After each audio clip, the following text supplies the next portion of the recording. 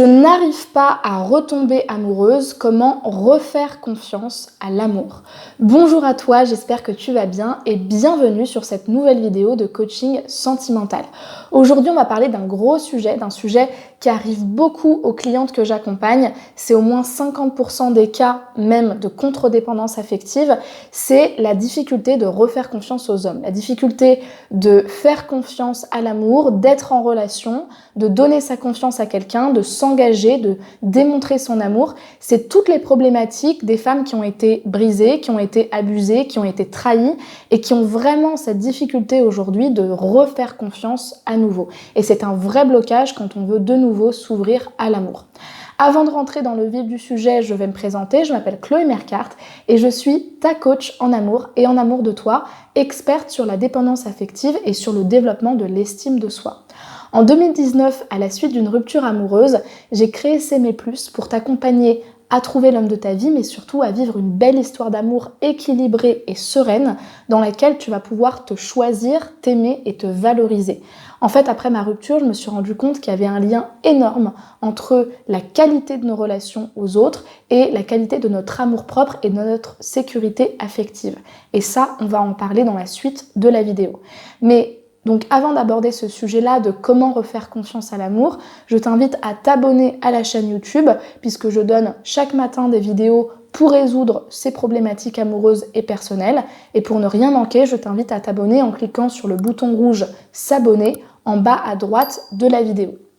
Et sache également que j'ai créé pour toi une formation offerte qui s'appelle « Incarner la femme sensationnelle, lumineuse et unique qui l'épousera » pour toutes celles justement qui se demandent comment faire qu'un homme s'engage et qu'est-ce que je dois changer chez moi pour être cette femme séduisante avec qui on a envie d'avoir du sérieux. Eh bien, tout est dans cette formation. Tu as vraiment beaucoup plus d'informations, donc si tu veux la télécharger, va dans la description de la vidéo et clique sur l'un des premiers liens de présentation pour pouvoir t'inscrire au formulaire et recevoir dans ta boîte mail cette formation offerte. Donc c'est parti, on va commencer tout de suite dans cette vidéo pour savoir comment refaire confiance à l'amour quand tu as du mal à retomber amoureuse. En fait, ce qu'il faut savoir dans cette situation, avant même de vouloir changer les choses, de partir dans 1000 situations différentes, c'est que quand on est dans ce genre de situation où on a du mal à faire confiance, où on a du mal à retomber amoureuse, on est dans une résistance. On est dans ce qu'on appelle la résistance au changement, dans un sorte de blocage émotionnel où nous-mêmes, mais ça se joue au niveau très inconscient, on a un vrai blocage avec l'amour. C'est souvent le cas quand on a été trahi, quand on a vécu des ruptures très difficiles, quand on a même vécu des relations toxiques. C'est-à-dire qu'on veut avancer, on veut se développer. Mentalement, on sait que ce serait bien, mais émotionnellement, on n'arrive pas. Et avant de se culpabiliser, parce que souvent les femmes qui le vivent, elles se culpabilisent énormément, déjà il faut comprendre la situation. La première chose que tu dois absolument faire dans ce cas-là, c'est t'accompagner. C'est arrêter de te culpabiliser et de te dire que tu as un problème, que tu es méchante, que tu n'es pas assez aimable. C'est juste de comprendre ce qui s'est passé, de comprendre par quoi tu es passée pour en arriver là à être tellement flippée de rencontrer quelqu'un parce que tu ne sais pas quoi faire et que pour toi c'est difficile. Donc dans un premier temps, tu peux passer, moi je pense que ce serait utile, quelques semaines le matin à écrire sur ton carnet pourquoi tu as du mal à faire confiance aux hommes. Qu'est-ce qui te bloque? Qu'est-ce que tu as vécu pour en arriver à ce blocage-là? Après, ce que tu feras, une fois que tu auras bien déterminé justement qu'est-ce qui bloquait, et ça c'est très important, c'est qu'il va falloir que tu détermines quel est en fait ce qu'on appelle le bénéfice secondaire à ne pas faire confiance aux hommes. Parce qu'en fait, ce dont on se rend compte en accompagnement et les personnes qui ont du mal à avancer et à faire confiance, c'est que c'est bien beau d'avoir eu une souffrance et de ne pas faire confiance parce que c'est entre guillemets dans l'ordre des choses, mais à un certain moment, quand je dis que je veux avancer, que je veux faire confiance mais que j'y arrive pas, c'est qu'en fait cette souffrance-là, ce blocage, il a un but, il a une fonction. Très souvent, c'est la fonction de nous protéger, mais ce qui est important que tu comprennes, c'est que en fait, ce que tu penses être un blocage, un mal, une malédiction, une difficulté, c'est comme une sorte de façon de te protéger. Et pour le changer, il va falloir que tu prennes conscience de à quel bénéfice ça répond. Donc la question que tu peux te poser pour répondre à cette question-là, c'est finalement À quoi ça me sert de ne pas faire confiance aux hommes? Qu'est-ce que ça me permet de faire? Qu'est-ce que ça me permet d'éviter? Qu'est-ce que ça m'apporte comme plaisir à court terme ou comme réassurance? Quels sont tous les bénéfices que je trouve à ne pas faire confiance? Et avant de répondre à cette question, parce que la plupart du temps, quand on se la pose, on se dit « ça m'apporte rien, ça fait que me bloquer », médite-la vraiment au fil des jours en te demandant, à un certain niveau, qu'est-ce que ça me permet en fait de ne pas faire confiance aux hommes en fonction de l'histoire que j'ai? En quoi c'est important pour moi aujourd'hui de ne pas leur faire confiance? Parce que quand tu vas prendre conscience de ce bénéfice secondaire, tu vas pouvoir opérer ce qu'on appelle une reconsidération de tes croyances limitantes. Tu peux pas changer un blocage si tu n'as pas conscience de ce à quoi ce blocage te sert.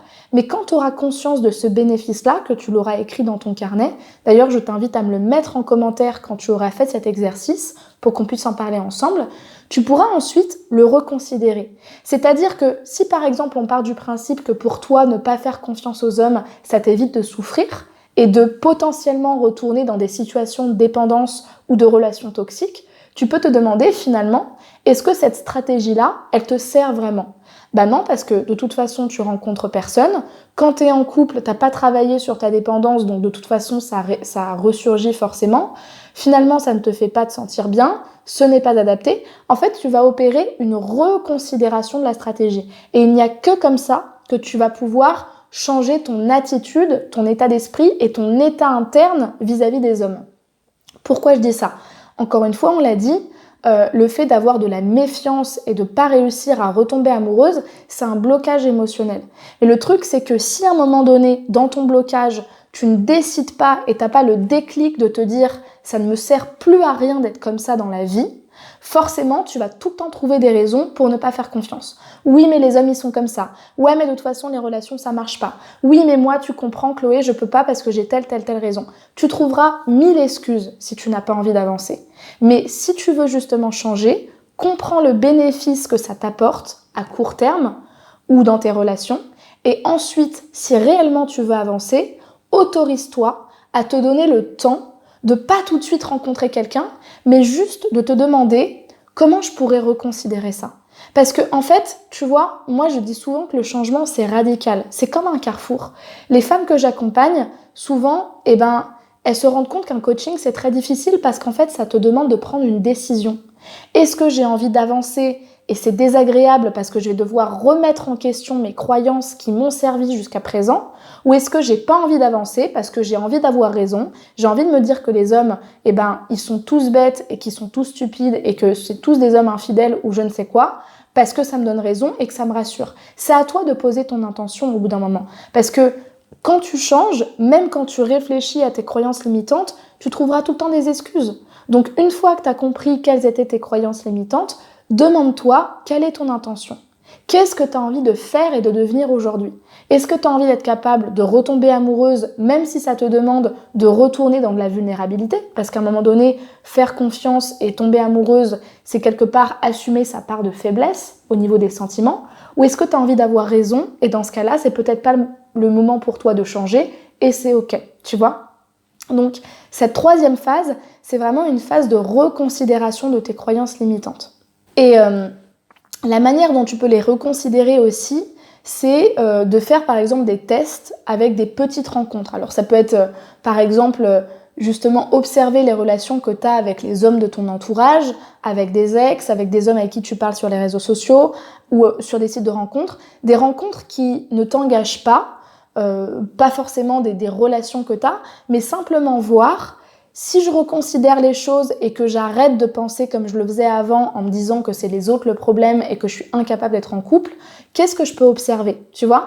Comme si tu étais un petit peu dans une sorte d'enquête et que tu observais les choses avec des nouvelles lunettes, avec des lunettes de changement et un petit peu d'introspection en te disant « Ah, en fait, comment je pourrais l'interpréter différemment ?»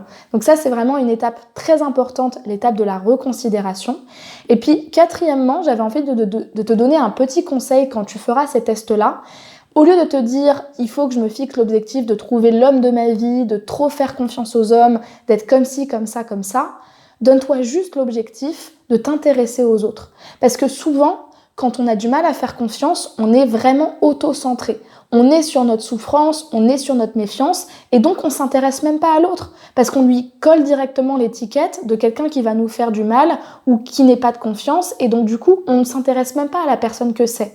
On ne s'intéresse même pas à la complicité de la relation, au moment qu'on passe ensemble et donc on est tout de suite dans l'interprétation que ça va mal se passer. Donc si tu as peur des relations toxiques, de retomber dans des trucs, intéresse-toi seulement aux relations que tu as.